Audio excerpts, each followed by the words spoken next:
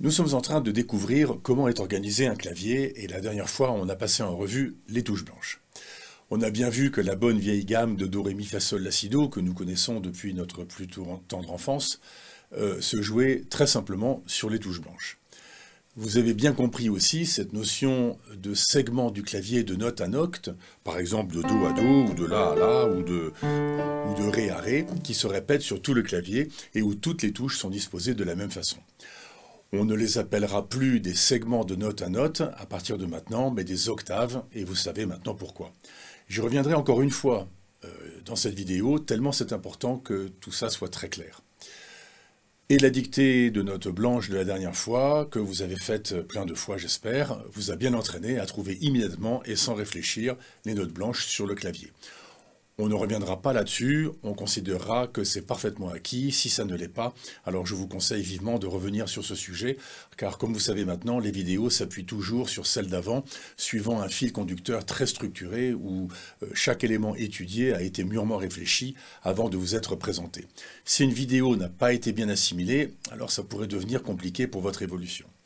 Aujourd'hui, on va voir les touches noires, qui n'ont pas l'air d'être aussi bien organisées que les touches blanches, puisqu'elles ont des trous, là et là et là. Quelqu'un aurait-il volé ces touches noires manquantes dans chaque octave et ne les aurait toujours pas rendues après 3 siècles d'existence? Mystère. Un mystère que l'on va aborder dans cette vidéo et résoudre complètement dans la vidéo d'après.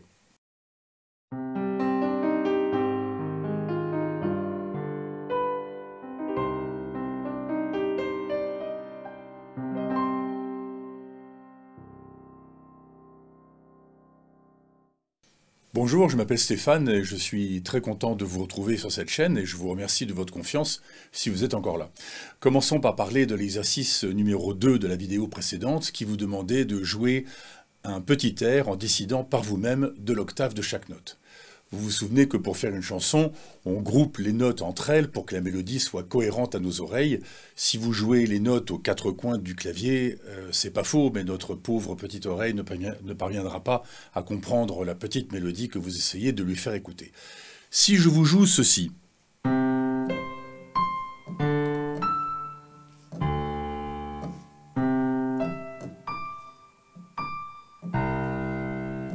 alors vous avez peut-être reconnu, mais vous avouez que ça ne ressemble à rien ce truc-là. Par contre, si je vous joue la même séquence de notes de façon plus groupée, je suis sûr que celle-là, vous allez la reconnaître très facilement. Revenez si vous voulez sur la vidéo et regardez ce que je joue.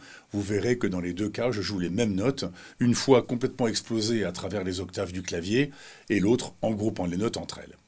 Revenons à notre exercice. On avait utilisé les 2 premières lignes comme exemple, je vous les rejoue.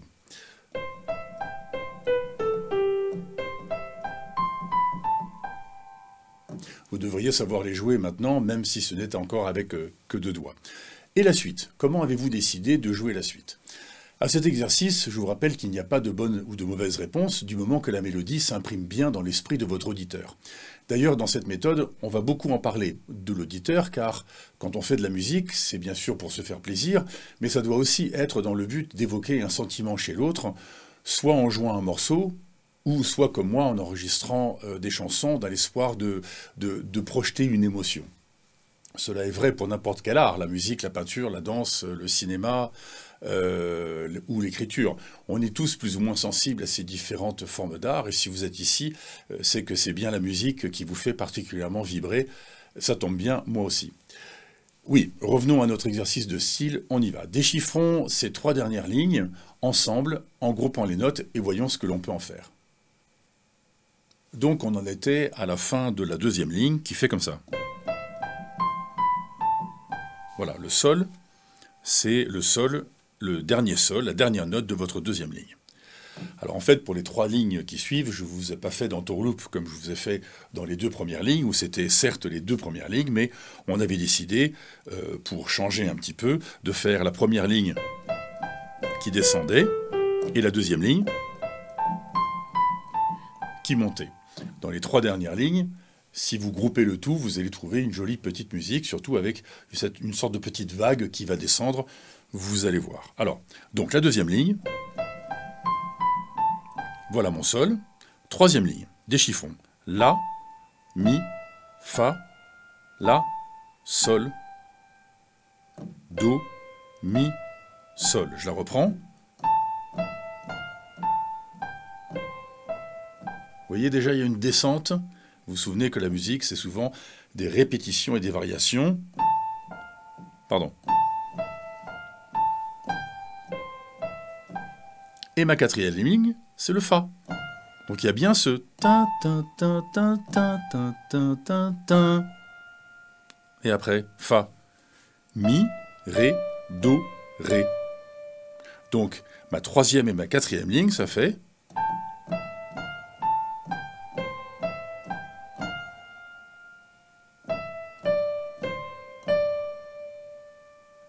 Je reprends.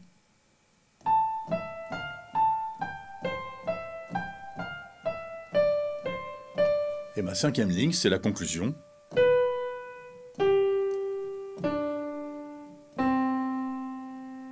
Donc vous voyez, dans ce morceau, il y a une sorte de petite descente dont on va profiter. Répétition et variation.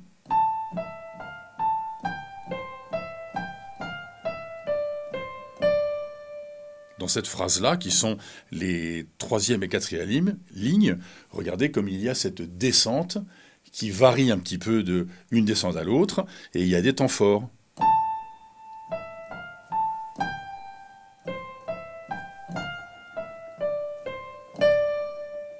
Cinquième ligne, c'est ma conclusion.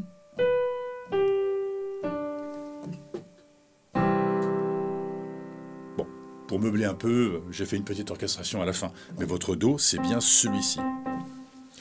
Voilà ce qu'il fallait trouver pour l'exercice numéro 2. Il y avait d'autres solutions, peut-être en montant un petit peu, descendre. J'avoue que j'ai à peine essayé, parce que moi je trouve celle-là jolie et je me suis arrêté là. À vous de décider. Il faut trouver une cohérence à l'oreille, et je trouve que celle-ci, on le retient assez bien, on peut le siffloter sous la douche. C'était l'exercice numéro 2, et c'est ça ce qu'il fallait trouver, une certaine cohérence dans les notes que je vous proposais. Passons maintenant au sujet de cette vidéo, les touches noires du clavier. Alors comment s'appellent-elles? Eh bien en fait, elles n'ont pas de nom, les pauvres chéris. Les touches blanches s'appellent bien do, ré, mi, fa, sol, la, si, do, mais les touches noires n'ont pas de nom à proprement parler. On les nomme par les noms des blanches qui les encadrent en rajoutant une altération. Alors qu'est-ce que c'est qu'une altération? Voilà un mot bien technique pour signifier quelque chose de très simple. Vous avez sûrement entendu les mots dièse et bémol. Eh bien ce sont des altérations, et une altération, c'est quelque chose qui vient altérer une note. Le dièse se note par un hashtag, et qui veut dire que quand on voit ce symbole à côté d'une note, on doit augmenter cette note d'un demi-ton. Exemple, si on lit la dièse, eh bien cela veut dire qu'il faut jouer un la en l'ayant augmenté d'un demi-ton. Un dièse, c'est égal à dire que c'est plus un demi-ton. Alors on prend un la, par exemple celui-ci, je l'augmente d'un demi-ton et ça me donne cette touche noire qui est juste à côté et qui est juste au-dessus. Cette note-là s'appelle donc un la dièse. Vous voyez comme cette touche n'a pas vraiment de nom qui lui est propre, mais se nomme du nom de la touche qui est juste en dessous, le la, et le dièse signifie qu'il faut l'augmenter de un demi-ton. Pour le bémol, c'est exactement la même chose, mais dans l'autre sens. Au lieu de lui rajouter un demi-ton à la note, on lui retire un demi-ton. Je reprends mon la, je lui retire un demi-ton, ça sera donc cette touche, ça sera donc un la bémol. Vous connaissez l'expression « Oh, mets le bémol et baisse d'un ton ». Celui qui a inventé cette expression ne devait pas bien connaître la musique, car le bémol, c'est pas baisser d'un ton, mais c'est baisser d'un demi-ton. L'expression est quand même une bonne mémotechnique pour se souvenir dans quel sens le dièse et le bémol fonctionnent. Donc, récapitulons. Pour jouer un la dièse, je prends mon la, je lui rajoute un demi-ton. Pour jouer un la bémol, je prends mon la et je lui retire un demi-ton. Vous voyez comme c'est simple. On peut recommencer ailleurs pour voir. Jouons par exemple un fa dièse ou par exemple un ré bémol. Très simple.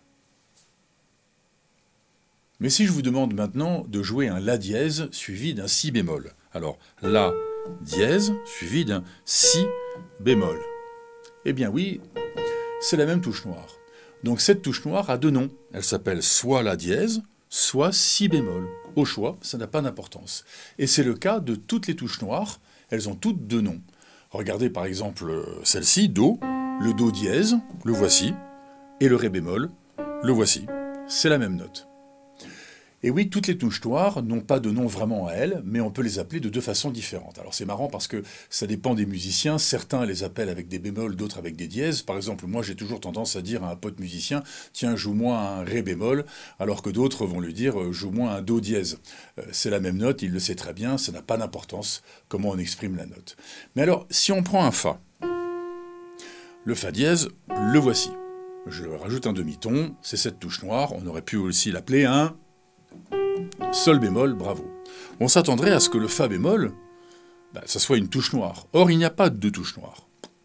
Donc, étant un peu surpris par le fait qu'il n'y ait pas de touche noire en dessous du fa, j'applique la règle, je prends le fa, je lui enlève un demi-ton et je tombe sur cette touche-là. Cette touche-là, est-ce que c'est un fa bémol? Oui, c'est un fa bémol, mais c'est surtout aussi un mi.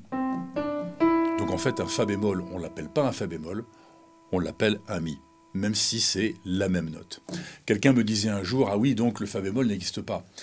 Si, il existe. Si on prend un fa et on lui applique un bémol, on lui enlève un demi-ton, ça fait un fa bémol. Il se trouve qu'on tombe sur un mi, donc le fa bémol, on ne l'appelle pas le fa bémol, on l'appelle le mi. Et regardez, c'est pareil pour par exemple le do. Le do bémol, c'est un si.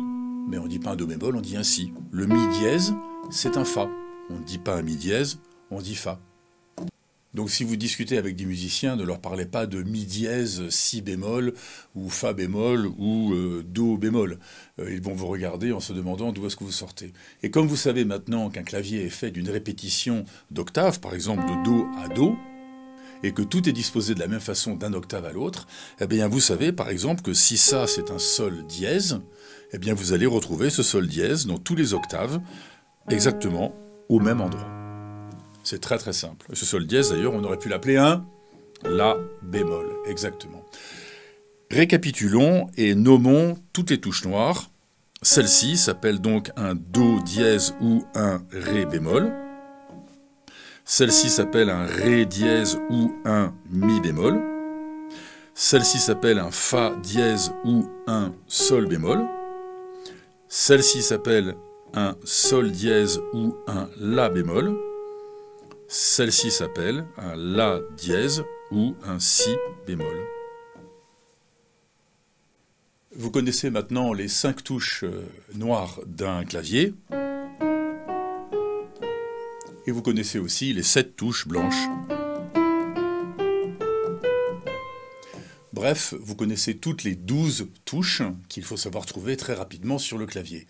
Et ces 12 touches se répètent d'un octave à un autre octave sur tout le clavier. Si vous connaissez toutes les 12 touches d'un octave, alors vous connaissez les 12 touches de tous les octaves, et donc du clavier tout entier. Les 12 touches. En comprenant comment est organisées les touches d'un clavier, vous avez résumé 88 touches en 12 touches. Il n'y a pas si longtemps, ce clavier de 88 touches vous paraissait bien compliqué et intimidant. Maintenant, vous comprenez comment il est organisé, et je suis sûr que vous ne le voyez plus comme un monstre indomptable. Le maître mot de ces vidéos est de tout bien mettre à plat, comme on vient de le faire avec le clavier, et c'est comme ça qu'on va progressivement démystifier les choses qui, a priori, vous paraissent difficiles ou incompréhensibles. Rien n'est vraiment difficile ni incompréhensible quand on se le fait expliquer clairement, dans un ordre précis, sans rien oublier, mais sans y mettre non plus des choses intéressantes peut-être, mais qui ne vous feront pas vraiment progresser dans l'apprentissage de la musique et du piano en l'occurrence. Vous allez voir que les choses ne vont pas devenir tellement plus compliquées que ça, il va y avoir simplement plus de choses qui vont venir s'empiler naturellement à vos acquis, d'où l'intérêt de bien assimiler chaque vidéo dans l'ordre et en prenant le temps qu'il faut. J'ai dit tout à l'heure qu'il y avait 2 altérations de notes possibles, le dièse et le bémol. Il y en a une troisième dont on ne va pas se servir dans cette méthode car on en a besoin seulement quand on fait du solfège. Mais je ne peux pas vous laisser comme ça penser qu'il n'y en a que 2. En fait, il y en a une troisième et elle s'appelle le bécard. Le bécard se note comme ceci et il souligne le fait que la note concernée n'est ni dièse ni bémol. Par exemple, un sol bécard souligne le fait que ce sol doit être un sol simple. Mais alors, à quoi sert le bécard puisque finalement il n'altère pas la note, à côté duquel il est écrit, puisque un sol bécard, finalement c'est un sol tout court. Eh bien, parce que dans un morceau, souvent, certaines notes sont toujours bémol ou dièse tout au long du morceau. Et ça, c'est à cause de la gamme dans laquelle le morceau est joué. On verra ça prochainement. Disons que dans un morceau, tous les sols sont bémol. Pour faire comprendre facilement ça au lecteur, on l'indique en début de partition, peu importe comment. Le lecteur comprend donc tout de suite que tous les sols qu'il va jouer doivent être des sols bémol. Ça allège la partition, puisqu'on n'a plus besoin d'écrire un bémol à côté de chaque sol sur la partition, mais seulement une fois pour toutes en début de partition. Oui, mais voilà. Et si dans le morceau, il y a un moment où on doit jouer un sol, quand même, un sol tout court, sans dièse, sans bémol, qu'est-ce qu'on fait? Alors ce sol-là sera doté d'un bécard, signifiant que, ok, oui, on vous a bien dit qu'en début de partition, tous les sols devaient être bémol, mais pas celui-là. Celui-là doit être un sol tout court. Donc le bécard est bien une altération aussi, puisqu'il altère un sol qui devait être bémol en sol tout court. Alors les puristes vont me dire, il n'y en a pas 3, il y en a 5 des altérations. Oui, c'est vrai, il y a aussi le double dièse et le double bémol. Je ne suis pas un grand spécialiste du solfège, vous le savez, mais je n'ai jamais vu utiliser le double dièse et le double bémol, peut-être pour certains styles de musique et dans des partitions pour certains instruments de musique, je ne sais pas. J'en ai jamais vu. Et de toute façon, c'est pas quelque chose que nous utilisons ici. Le double dièse, comme son nom l'indique, c'est simplement qu'on monte d'un ton au lieu d'un demi-ton, et le double bémol, c'est pareil, mais en descendant. Donc ne parlons plus de double dièse et de double bémol. Voilà, comme ça vous savez qu'il existe bien 5 altérations, mais nous on n'utilisera que le dièse et le bémol, que vous connaissez maintenant déjà. Fin de la parenthèse sur les altérations.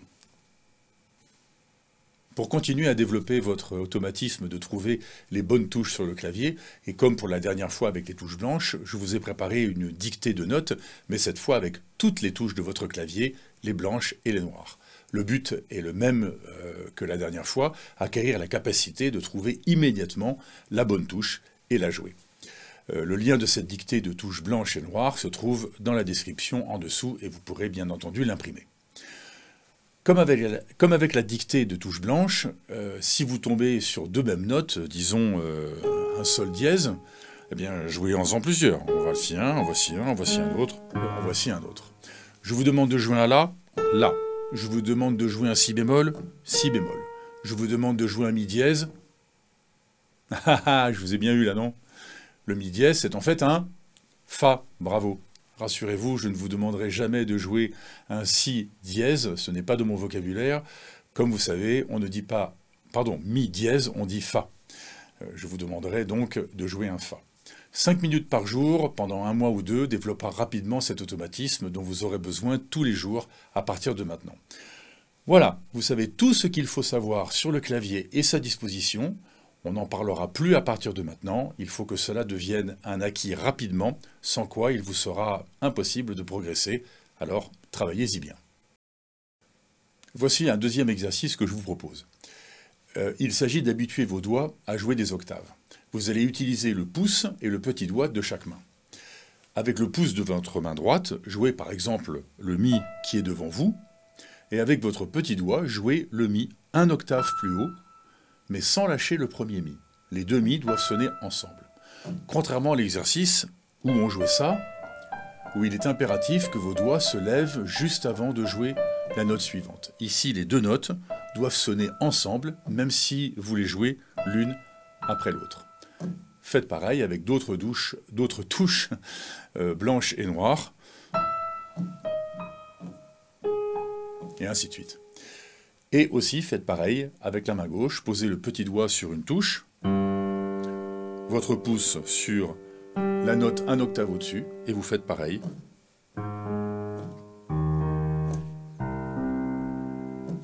Vos doigts vont vite apprendre le fait que l'espace entre deux notes, séparées d'un octave, est toujours le même. Regardez, entre sol et sol, il y a 16 cm et demi. Entre un La et un La, il y a aussi 16 cm et demi. Entre un Fa dièse et un Fa dièse, il y a aussi 16 cm et demi. Là aussi, vous voyez comme un clavier est standardisé. Et si vous savez faire l'octave quelque part sur le piano, alors vous savez tout aussi bien le faire n'importe où, puisque l'écartement d'un octave, c'est toujours le même, 16 cm et demi. Donc faites cet exercice avec toutes les notes du clavier, avec la main droite et avec la main gauche séparément.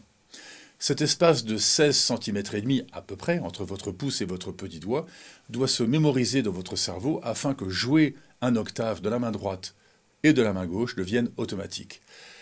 Il faut qu'une fois positionné sur une touche, votre pouce sur un mi par exemple, il faut en un clin d'œil que votre petit doigt trouve le mi suivant. Plus tard, il devra même le savoir instantanément, puisque parfois, il faut jouer 2 mi à la fois, et même d'autres notes au milieu. Mais attention, surtout ne faites pas l'erreur de crisper votre main pour qu'elle garde le bon espacement entre vos doigts, pour pouvoir ensuite vous promener sur le clavier et jouer des octaves. Ça va vous provoquer des crampes à la main, et ça ne sert à rien, puisqu'un morceau n'est pas composé que d'octaves. Donc dans cet exercice, il faut jouer un octave, puis retirer sa main, pour perdre l'espace qu'il y a entre les deux doigts, jouer un autre octave, et ainsi de suite. À chaque fois, vos doigts doivent retrouver vite le bon espacement. Vous pouvez d'ailleurs combiner l'exercice précédent de dictée de notes et celui-ci, et faire les octaves selon les notes que vous lisez sur la feuille de dictée. Comme d'habitude, notre petit cerveau d'être humain n'apprend qu'avec patience, régularité et répétition. Personne n'a jamais échappé à cette nature. Cette distance entre vos deux doigts va progressivement être mise en mémoire, et à partir de là, vous n'aurez plus à vous en préoccuper, comme reporter immédiatement une note sur le clavier. Ça aussi, ça va devenir un automatisme chez vous. Souvenez-vous que notre cerveau est lent à apprendre, mais une fois qu'il a appris, par la répétition, et avec de la patience, il est très très fort pour reproduire et combiner des automatismes très rapidement et sans effort. Ce sont ces automatismes qui nous permettent de faire plusieurs choses à la fois, comme conduire une voiture, ou comme quand on joue du piano, ou simplement quand on marche. Marcher est une action très compliquée, plusieurs dizaines de capteurs et de muscles doivent travailler ensemble très rapidement pour ne pas se casser la figure. Même si des fois il y a un bug et on se casse la figure quand même, même si des fois il y a un bug et on joue une fausse note. Vous voyez comment ceux qui ont planché au fil du temps sur la conception du clavier, il y a des siècles, ont voulu maximiser sa jouabilité en rendant le plus répétitif possible les actions de base comme jouer des octaves, jouer des gammes et plein d'autres choses qui nous seront indispensables plus tard. On voit bien que leur but a été de favoriser les automatismes du cerveau, c'est-à-dire là où il est le plus performant. Sans savoir si bien le formuler comme on sait le faire aujourd'hui, il est évident que la façon dont fonctionne notre cerveau devait déjà être connue au XIIIe siècle. On voit bien que ça a été pris en compte lors des développements du clavier dont la disposition n'a pas changé depuis. On sait que des claviers rudimentaires ont été utilisés avec des orgues depuis l'an 221.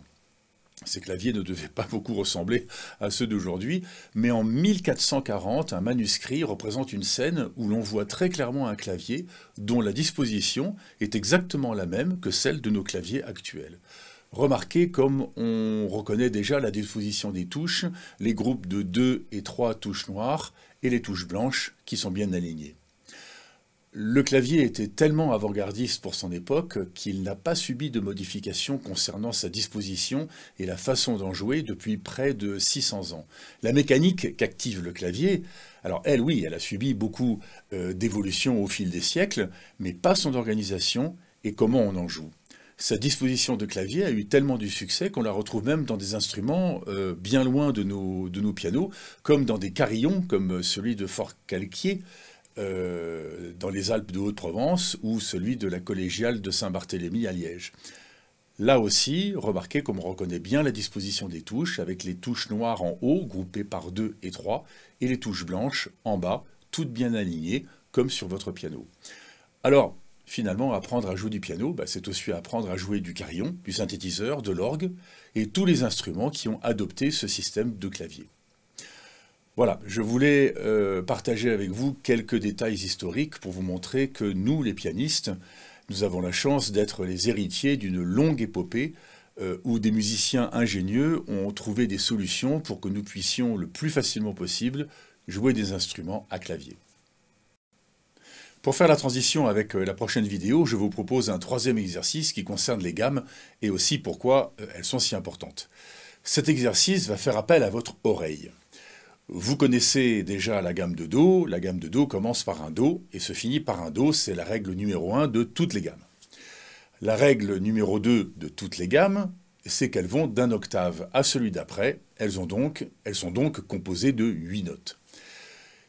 Tout ça, c'est vrai pour toutes les gammes, la gamme de Ré, de La, de Fa dièse, celle que vous voudrez. Et pour la gamme de Do, on sait qu'elle contient toutes les touches blanches entre les deux Do, c'est-à-dire Do, Ré, Mi, Fa, Sol, La, Si, Do. Le clavier est conçu comme ça. Mais cette dernière règle, valable pour la gamme de Do, est-elle aussi valable pour la gamme de Ré, de Mi ou de Sol? Jouons la gamme de Ré comme si on jouait la gamme de Do en n'utilisant que les touches blanches entre les deux Ré. Ça fera donc Ré, Mi, Fa, Sol, La, Si, Do, Ré. On y va. Voici la gamme de Do. Ok, on l'a bien dans l'oreille. Et voici la gamme de Ré.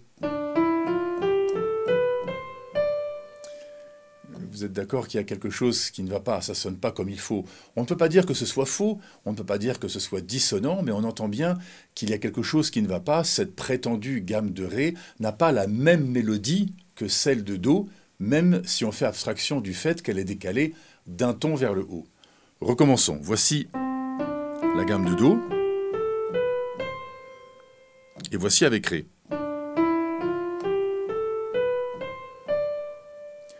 Vous entendez comme celle de Ré ne produit pas la même mélodie que celle de Do, même si elle se trouve un ton au-dessus. Vous entendez comme ça cloche par endroits. Mettez cette vidéo sur pause un instant maintenant, refaites vous-même cet exercice comme on vient de le faire. Jouez la gamme de Do avec un doigt, hein, ça suffira pour cet exercice, et puis celle de Ré. Et écoutez bien, entendez-vous cette différence? C'est pas grave si vous ne comprenez pas encore pourquoi quelque chose cloche, ce n'est pas le but de l'exercice. Le but de l'exercice est d'écouter votre oreille qui vous dit que tout va bien ou que quelque chose ne va pas. Si vous n'entendez pas cette différence de mélodie entre les deux phrases, je vous donne une astuce pour faire cet exercice. Ça va accentuer la différence de la mélodie qui ne devrait pas être là entre deux gammes. Toujours en faisant abstraction du fait que le Ré est plus haut que le Do.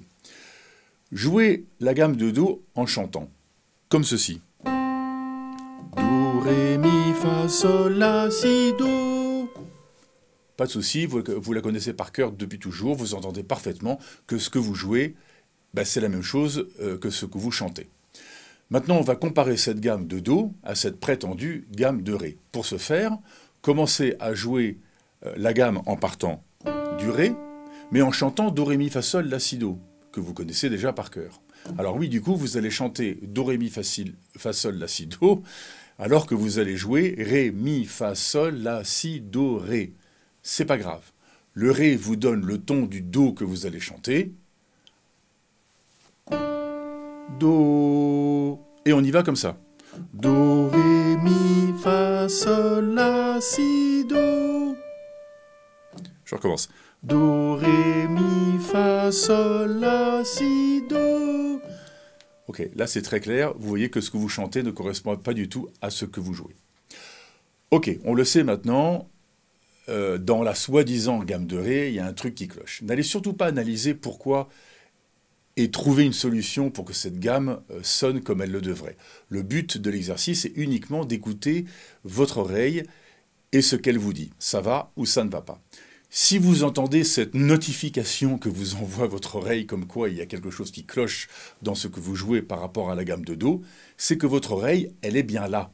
Elle surveille ce qu'elle entend et elle n'est pas insensible. Elle ne dit rien tant que tout va bien, mais elle vous prévient quand elle remarque que quelque chose ne va pas, même si vous ne savez pas encore pourquoi. Votre rôle dans cet exercice est seulement de dire oui ou non, cette gamme est bonne ou pas. C'est tout, rien de plus. Alors, ça fait rigoler tout le monde quand je dis ça, mais moi, je vois mon oreille comme une petite personne indépendante à l'intérieur de moi qui qui guette les dissonances et les notes qui ne sont pas à leur place. Non, non, ne me conseillez pas d'aller voir un psy. Oui, il y a plusieurs personnes là-dedans, mais c'est bien moi le patron. Et cette oreille me parle à sa façon. Et si je vous joue par exemple ça, ah, vous voyez que votre oreille, elle est bien là. Elle réagit.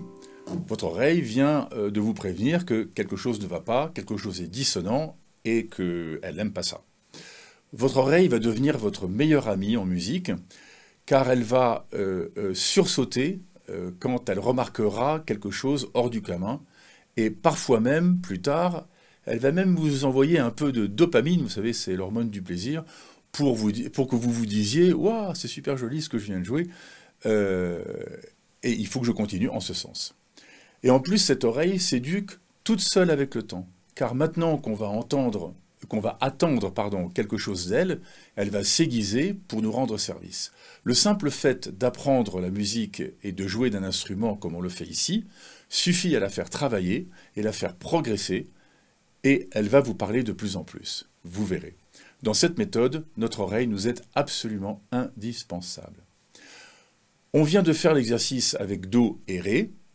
Soit vous avez entendu tout de suite que ça ne va pas, soit vous avez utilisé la petite technique où on chante en même temps pour voir si les doigts font bien les mêmes notes que la voix.